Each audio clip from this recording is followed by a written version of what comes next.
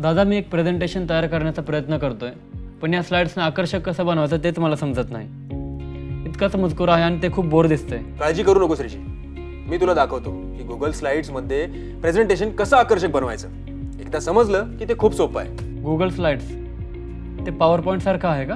हो, Google slides power point सारखं आहे, पण ते ऑनलाईन आहे आणि त्यात सहकार्य करणे खूप सोपे आहे. मी तुला सांगतो की ते कसं उत्तम प्रेझेंटेशन तयार करू शकतो. तर आपण गुगल स्लाइड वापरणं कसं सुरू करू.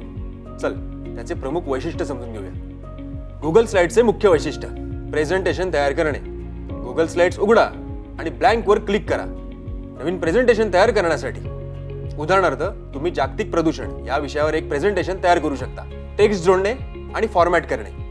स्लाइडवर क्लिक करा आणि तुमचा टेक्स्ट टाईप करा. तुम्ही टेक्स्ट निवडून बोल्ड, इटॅलिक किंवा अंडरलाईन सारख्या पर्यायांचा वापर करून ते फॉर्मॅट करू शकता. उदाहरणार्थ, तुम्ही तुमच्या प्रेझेंटेशनच्या शीर्षकाला बोल्ड करू शकता आणि मुख्य मुद्द्यांना अंडरलाईन करू शकता. स्लाइड लेआउट बदलणे. गुगल स्लाइडमध्ये वेगवेगळ्या लेआउट्स असतात, जसे की शीर्षक स्लाइड, टेक्स्ट स्लाइड आणि प्रतिमा स्लाइड. स्लाइडमध्ये जाऊन अप्लाय लेआउट निवडून तुम्ही लेआउट बदलू शकता. उदाहरणार्थ, तुम्ही पहिल्या स्लाइडसाठी शीर्षक स्लाइड वापरू शकता आणि प्रेझेंटेशनच्या मुख्य भागासाठी टेक्स्ट स्लाइड वापरू शकता. प्रतिमा आणि आकार जोडणे. तुम्ही इन्सर्ट मेनूचा वापर करून प्रतिमा, आकार आणि टेक्स्ट बॉक्स जोडू शकता.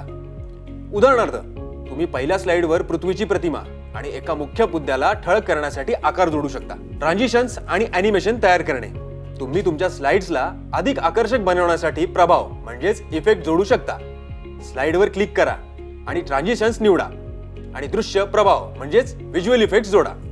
उदाहरणार्थ, तुम्ही स्लाइडच्या दरम्यान फेड ट्रान्झिशन वापरू शकता, ज्यामुळे ते अधिक स्मूथ दिसेल. शेअरिंग आणि सहकार्य. तुम्ही तुमच्या गुगल स्लाइड प्रेझेंटेशनला इतरांसोबत सामायिक करू शकता आणि त्यावर एकत्र काम करू शकता. शेअर बटनावर क्लिक करा आणि तुमच्या सहकार्यकर्त्यांचे ईमेल पत्ते प्रविष्ट करा. उदाहरणार्थ, जर तुम्ही गटात काम करत असाल तर प्रत्येक जण एकाच वेळी आपल्या सामग्रीचे योगदान देऊ शकतो आणि संपादने करू शकतो. आता गुगल स्लाइडचे फायदे. माहितीचे आयोजन.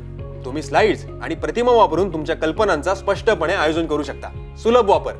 टेक्स्ट, प्रतिमा आणि ट्रान्झिशन जोडणे आणि फॉर्मॅट करणे खूप सोपं होतं. सहकार्य. तुम्ही इतरांसोबत काम करू शकता आणि रिअल टाइममध्ये प्रेझेंटेशन संपादित करू शकता. गुगल स्लाइड्स प्रेझेंटेशन तयार करणे खूप सोपं आणि मजेदार बनवते. धन्यवाद दादा. मी पुढच्या प्रकल्पात या वैशिष्ट्यांचा वापर सुरू करणार आहे. ते छान आहे ऋषी. जितके जास्त तुम्ही याचा वापर कराल तितके तुम्ही जास्त यात चांगले बनाल. मी प्रदूषणावर एक रिपोर्ट तयार करून त्यावर काही फॉर्मॅटिंग पर्याय वापरून प्रेझेंटेशन तयार करेन. खूप छान. All the best. थँक्स.